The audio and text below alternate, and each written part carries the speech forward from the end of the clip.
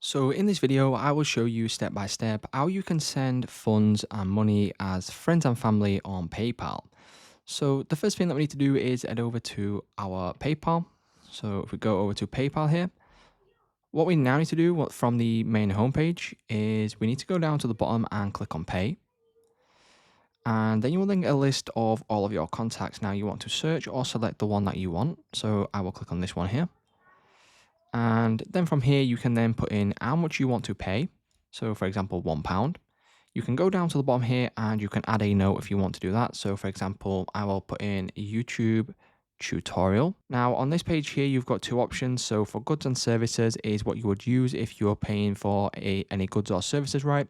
And you've also got the option for friends and family. You can then select this. Once you do this, you can then click on next. And once we select next, all you then need to do is confirm that you want to send that specific amount.